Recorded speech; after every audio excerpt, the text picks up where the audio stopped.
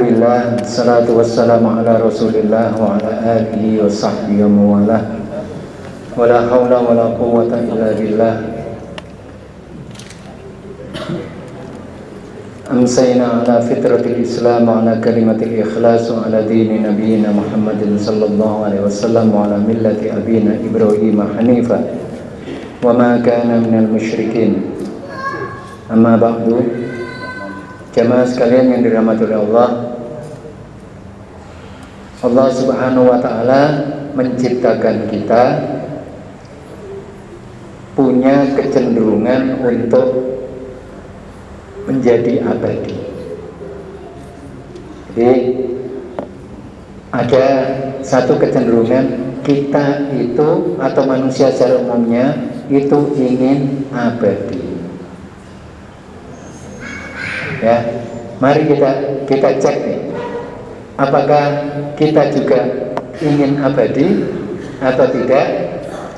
Ya, kita perhatikan dulu. Ketika kita punya sesuatu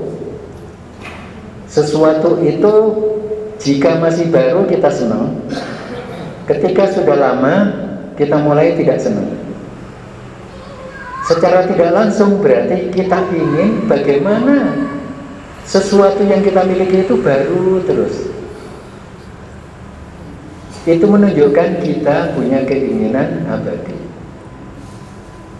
Contoh yang lain, uang yang ada di dompet atau di ATM atau di rekening itu bagaimana ketika kita membelanjakan sesuatu, setelah belanja itu ketika habis kan merasa bagaimana gitu.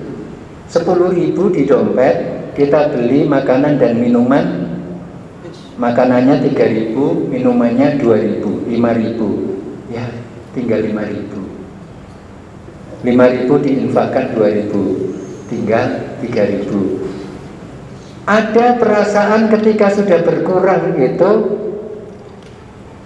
ya bagaimana mengatakan? Gimana gitu kurang?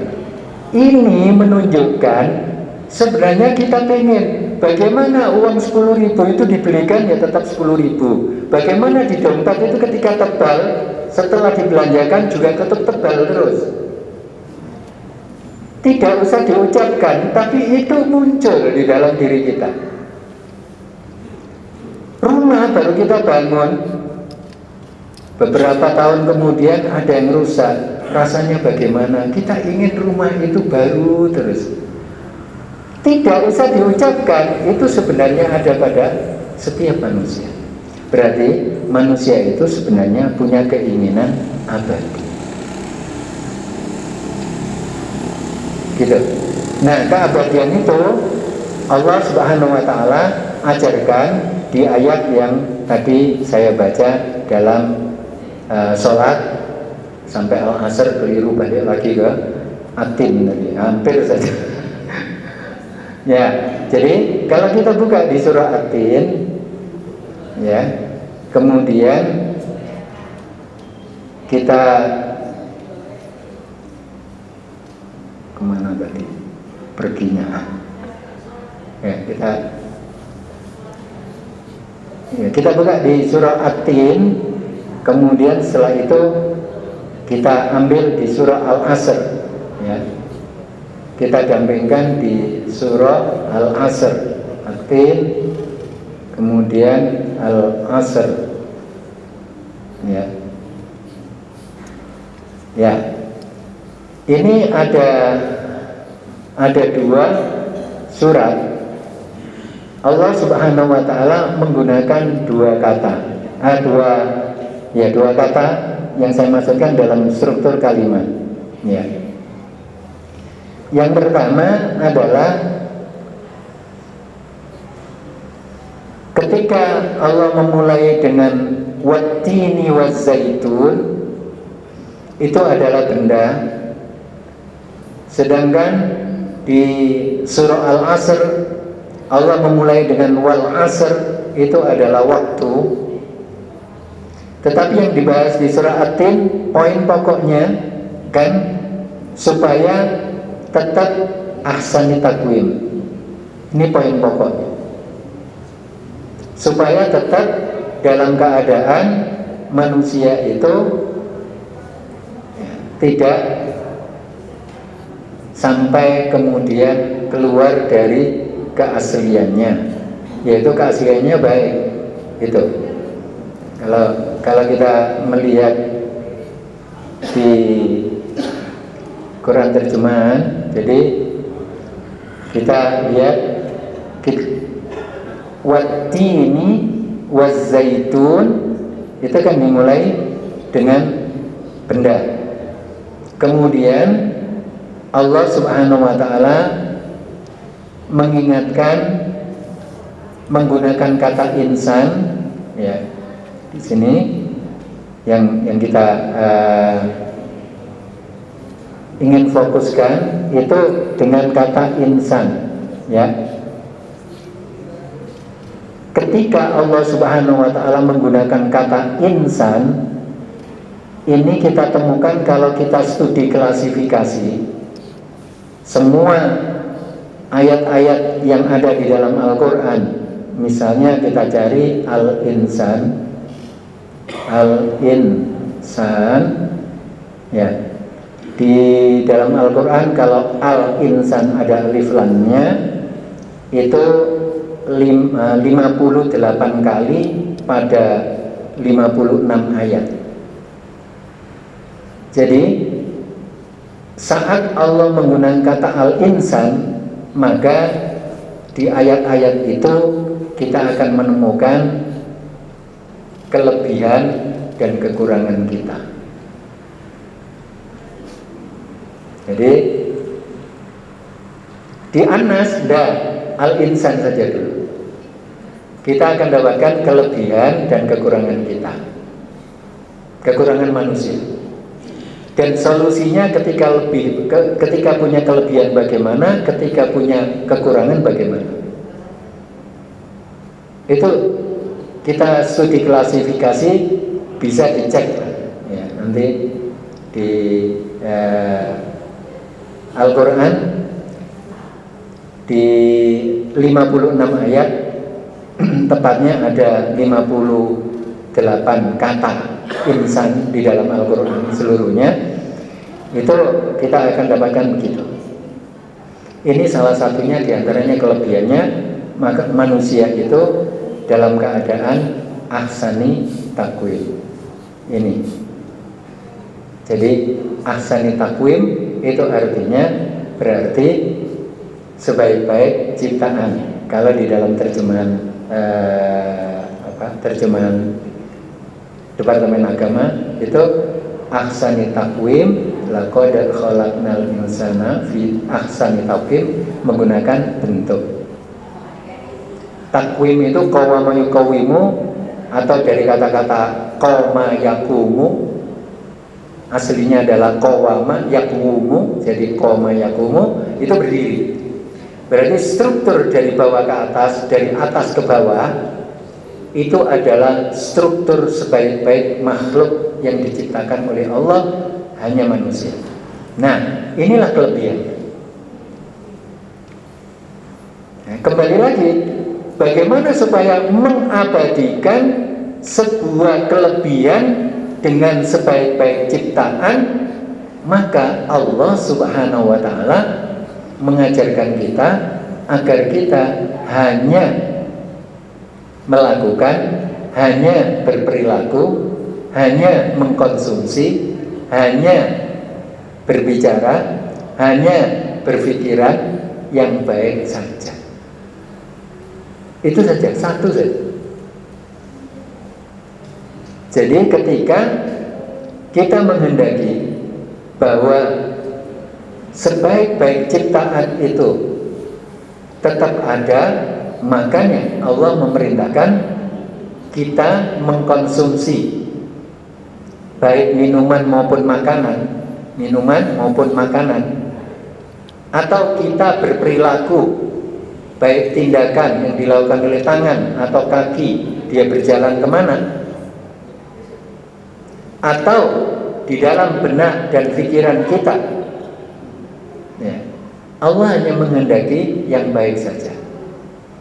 Bahkan tata cara ketika kita memberi pun butuh yang baik. Bahkan ketika kebaikan itu, cara kita memperlakukan kebaikan atau melakukan kebaikan itu dengan cara yang baik juga.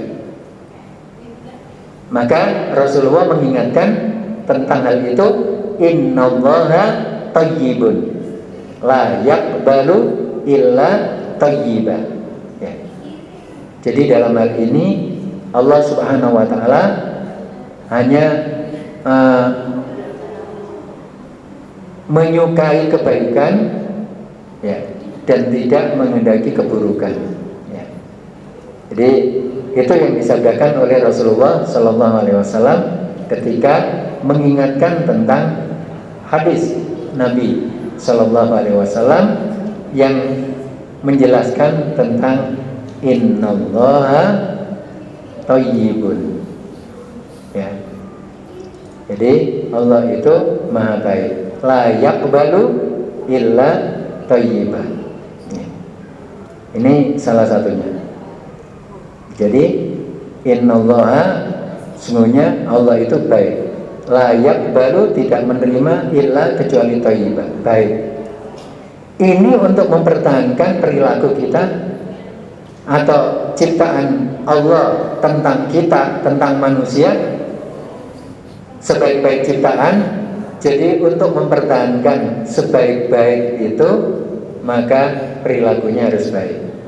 Sabda Rasulullah ini tadi dimulai dengan ya ayyuhan nas, bukan ya ayyuhalladzina amanu. Ayyuhan nas, wahai manusia, innallaha, sesungguhnya Allah itu thayyib, baik, la yaqbalu, tidak menerima illa thayyiba, kecuali yang baik saja, ya. Maka lanjutannya dispesifikasikan, wa innallaha, ya, dilanjutkan, dan sesungguhnya Allah amarul mu'minina, memerintahkan orang-orang yang beriman. Orang-orang yang beriman itu, mukmin itu kan yang bisa dipercaya. Jadi kalau kita mukmin itu bisa dipercaya. Lah kalau mukmin kemudian culas atau dia berlaku serong, maka kemukminannya itu akhirnya tercoret. Dia digantikan dengan istilah dua muka, seperti Firaun. Itu berubah. Nah, ketika Rasulullah menjelaskan tentang lanjutannya, wa innallaha, dan sesungguhnya Allah amaral mu'minina, memerintahkan orang yang beriman, bima amara bil mursalin. Berarti orang yang beriman bersama para rasul sebelumnya itu semuanya, ya, butuh untuk mempertahankan kebaikan itu, butuh untuk mengabadikan kebaikan itu. Begitu. Nah, sama tadi seperti yang saya mulai, keabadian yang ada pada diri kita, bahwa kita itu senang sekali kalau yang kita miliki dari awal itu baru, ya, kita pakai terus tetap baru, tidak rusak-rusak, kita senang. Kalau rusak itu rasanya sudah berbeda, artinya rasanya sudah tidak senang. Ini menunjukkan bahwa ada satu sikap kita yang ingin abadi. Orang kafir juga begitu. Silakan saja dicek. Tidak hanya orang yang beriman, semua manusia. Nah, karena itu tadi di surah At-Tin, Allah Subhanahu wa taala menunjukkan kelebihannya manusia. Lalu kalau sudah kelebihannya ini adalah sebaik-baik ciptaan, bagaimana mempertahankannya supaya tidak jatuh kepada asfala safilin. Kita lihat asfala safilin itu apa? Summa radatnahu, kemudian kembali lagi kita mempelajari kalau Allah itu berbicara kemudian menggunakan summa, ya, kata summa di sini Ini menunjukkan Allah Subhanahu wa taala ya memiliki waktu jeda untuk melakukan atau takdir itu untuk terrealisir, atau ketika takdir terrealisir itu punya jeda waktu. Maka summa. Nah, kapan kemudian manusia itu jatuh ke tempat yang paling rendah? Ini tadi paling baik kemudian jadi paling rendah, artinya aksan itu tingkatnya paling tinggi kemudian jatuh paling rendah. Kapan? Maka butuh waktu yang panjang, bahkan butuh waktu yang pendek, tapi kan ada interval waktu yang dibutuhkan. Maka Allah pakai summa. Tetapi kalau kemudian Allah menggunakan kata jika setelahnya itu pakai fa, ya, fa, ya. Contohnya fadhkuruni, ya, maka ingatlah aku. Itu DPL, tidak pakai lama. Jadi kalau itu ditangguhkan, berarti kita kehilangan momentum. Fadhkuruni berarti jangan nanti. Allah perintahkan kapanpun ya, ingatlah aku. Itu pakai fa. Itu bedanya antara ketika Allah menggunakan fa, ya, Allah menggunakan kata fa dengan kata summa. Ini yang membedakan. Kalau fa itu berlaku segera. Jadi waktu sekarang detik pertama, pada detik kedua itu supaya langsung muncul. Kalau summa bisa jadi detik pertama summa, oh nantilah 1 jam lagi, bisa 1 hari lagi, bisa 1 tahun lagi, gitu. Itu bedanya. Nah, karena itu Allah di surah At-Tin menggunakan summa, radadnahu, kami mengembalikan. Kenapa radda yaruddu?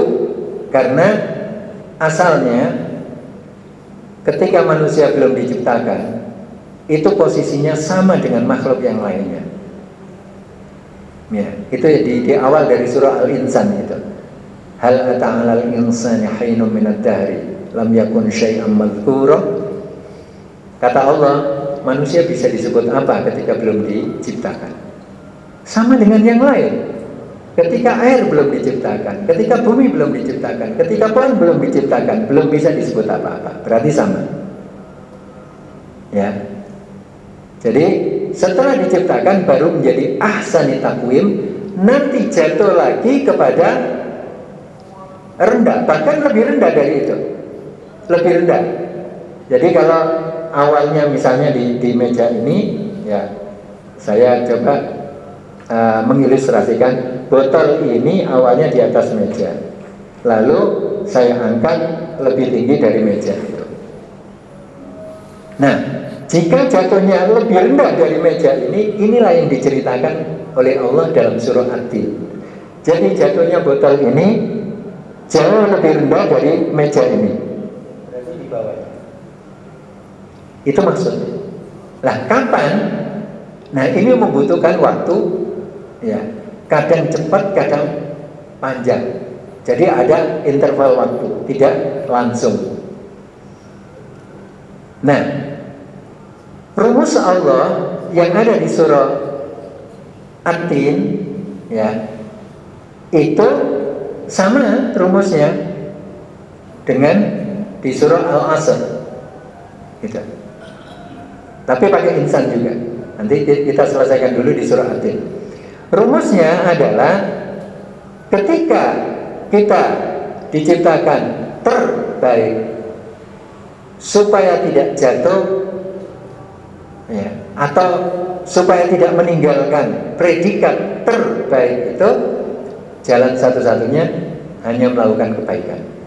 Nah kebaikan itu oleh Allah Subhanahu wa Ta'ala, perilaku kita baik itu digunakan, dimulai dengan amanu dan kemudian dibuktikan dengan amal soleh. Kenapa amal soleh?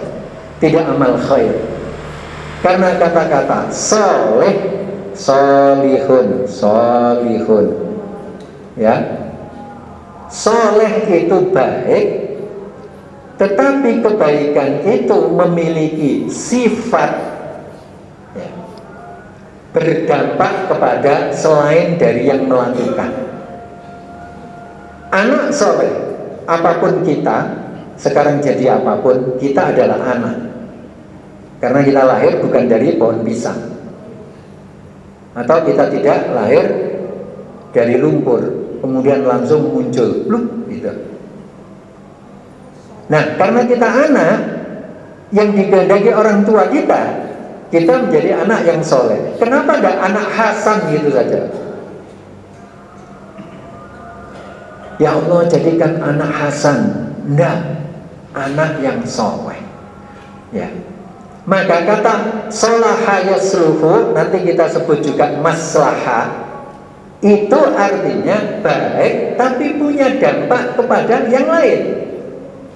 Jadi kalau seorang itu disebut soleh, itu tidak hanya dirinya saja yang baik. Kebaikan yang dilakukan, bahkan kebaikan dirinya itu punya dampak kepada yang lain. Paling tidak, kalau kita anak melakukan amal soleh, orang tua kita pasti dapat. Pasti.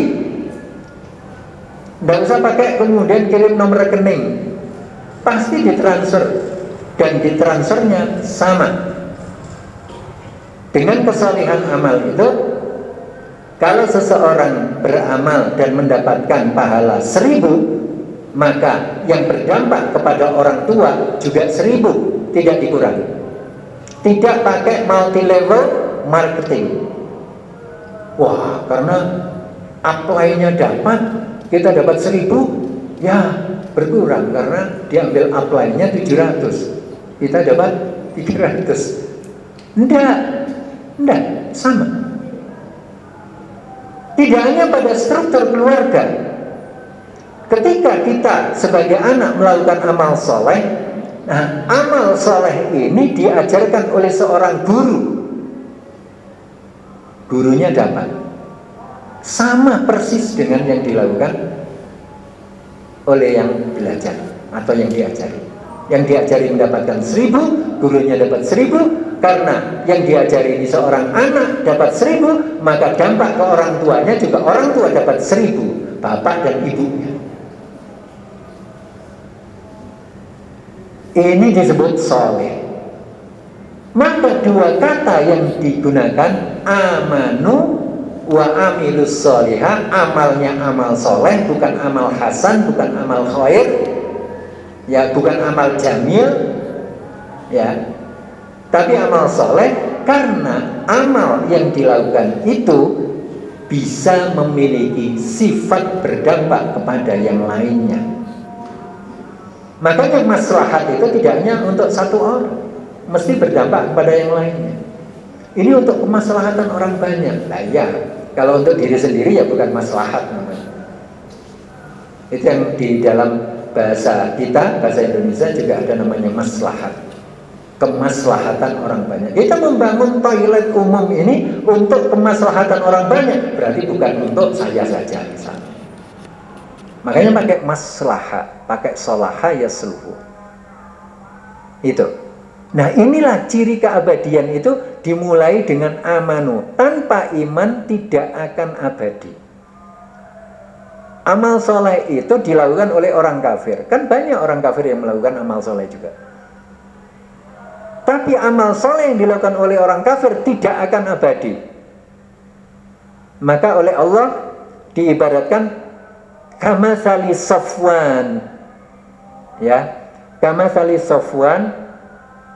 Kita bayangkan saja, botol yang saya pegang ini adalah Safwan. Safwan itu artinya batu yang licin sekali, licin. Kamasali Safwan alaihi turabun, di atas batu yang licin itu ada debu. Debunya ini amal solehnya orang kafir.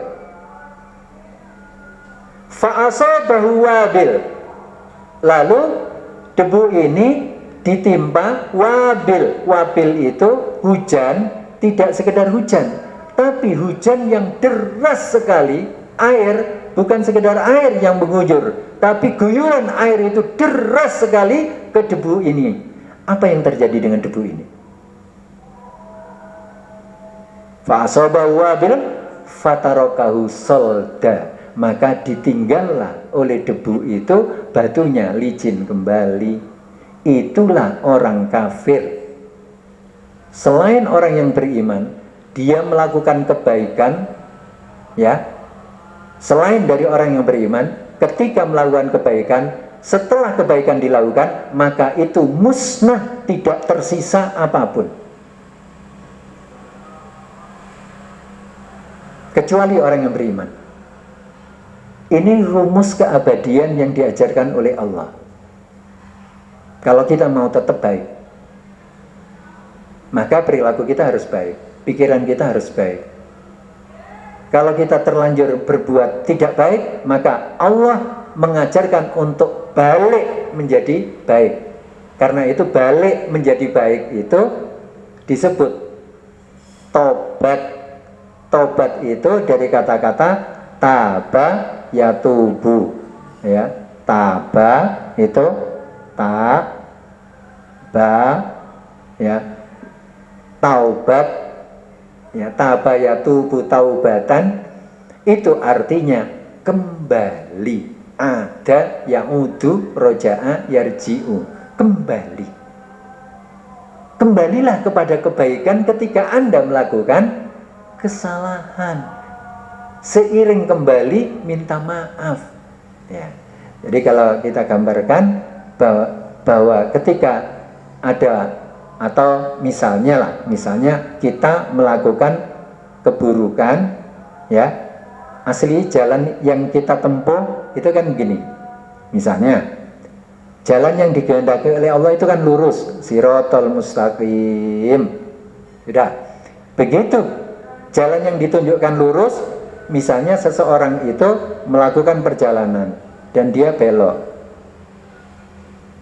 Allah menghendaki baliklah ke jalan yang semula. Nah, sikap seperti inilah yang disebut dengan tobat. Itu.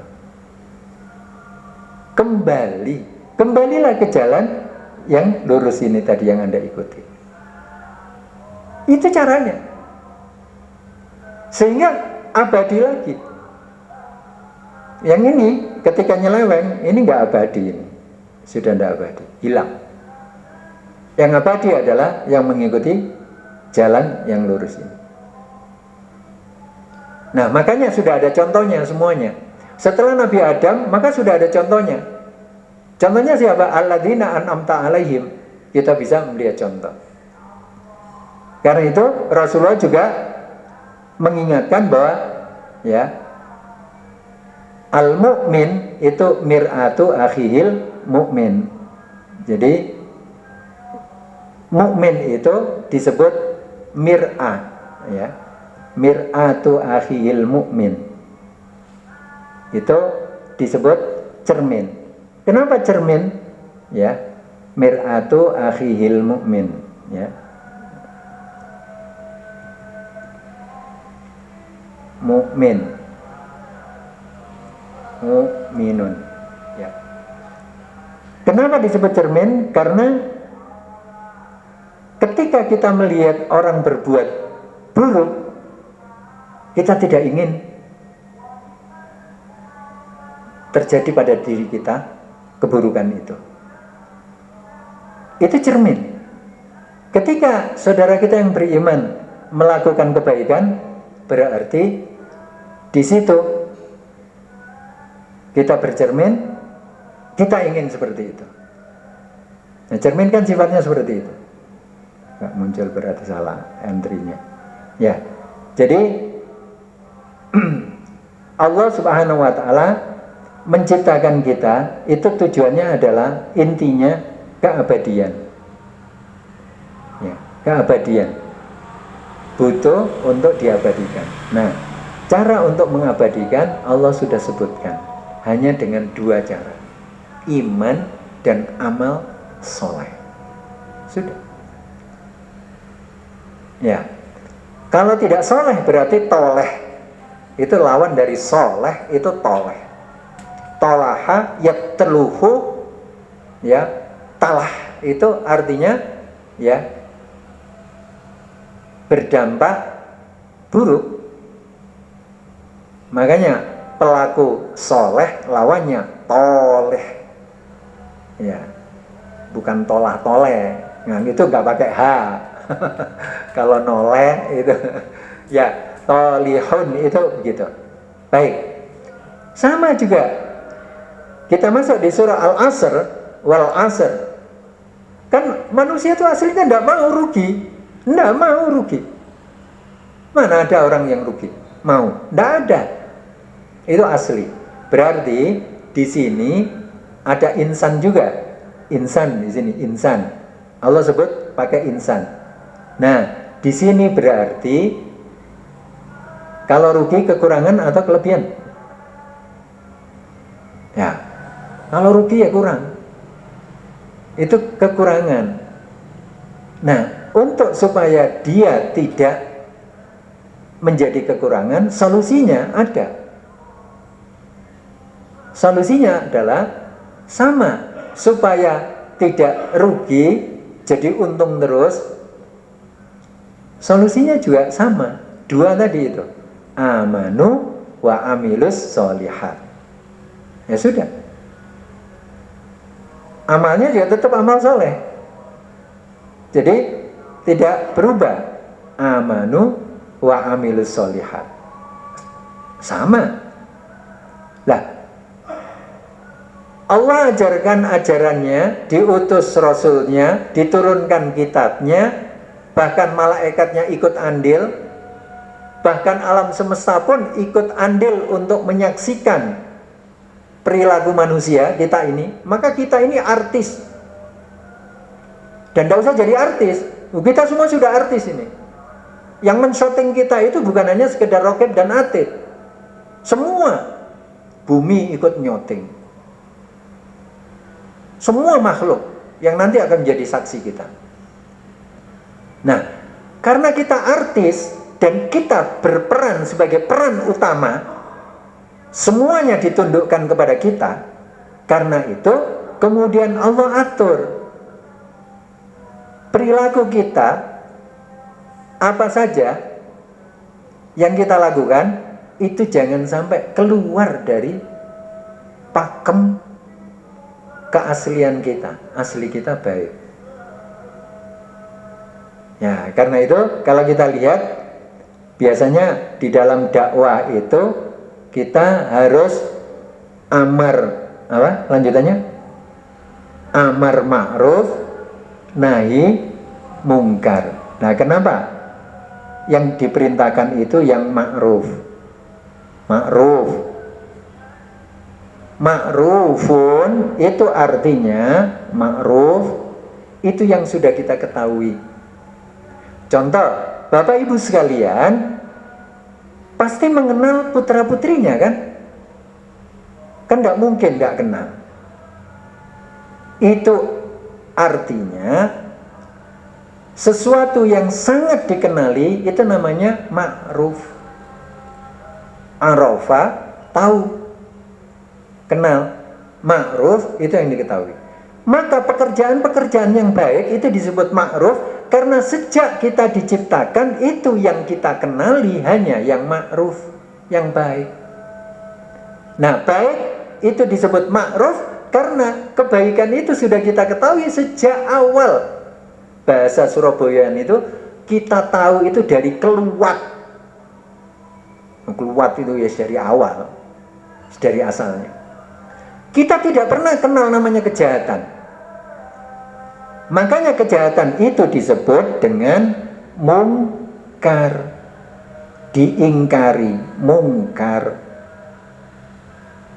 Kita mengingkari, ya.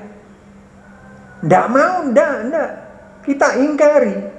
Maka disebut mungkar. Diingkari. Nah, keburukan itu disebut mungkar karena kita tolak. Yang masuk dalam diri kita itu tertolak. Nah, ini disebut mungkar. Nah, disinilah supaya tidak rugi, maka kita diajak untuk atau diperintahkan agar kita melakukan yang ma'ruf dan meninggalkan yang mungkar. Nahi kan, nahyun, melarang. Nah, ini yang diajarkan oleh Allah. Kembali lagi, nah, ketika kita memerintahkan yang ma'ruf dan mencegah yang mungkar, itulah yang namanya tawasau. Tawasau itu dari kata-kata wasoya, ya, baru ditambahkan tak dan tambahan alif, itu artinya untuk kooperatif.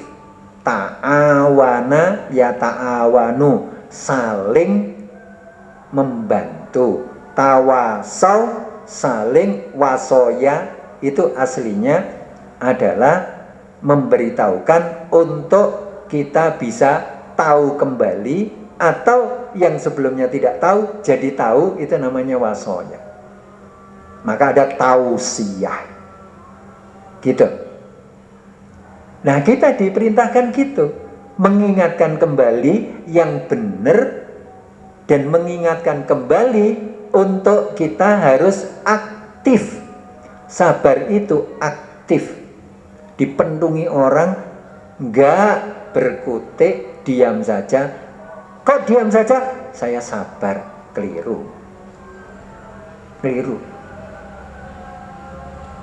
Ya, kebakaran, enggak, saya nerima kebakaran ini takdir Allah kok. Saya diam saja. Keliru. Bukan bersabar, itu putus asa karena pasif. Sabar itu harus aktif. Makanya kemudian kita juga diantarkan untuk bisa aktif.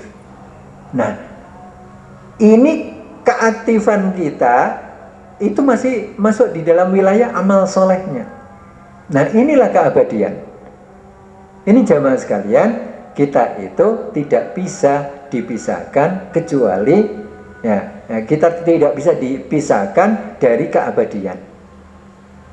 Ya, kecuali itu cuma omong doang, omong-omong saja. Aslinya tidak bisa. Karena kita punya keinginan begitu. Rasanya kalau benda itu yang kita miliki hilang, itu gelo sekali.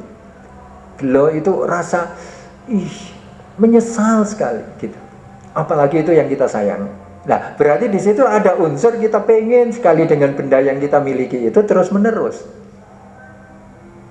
Nah, ini jamaah sekalian. Nah, keabadian itu sekali lagi Allah ajarkan dengan dua saja, beriman dan melakukan yang baik, maka kita akan abadi.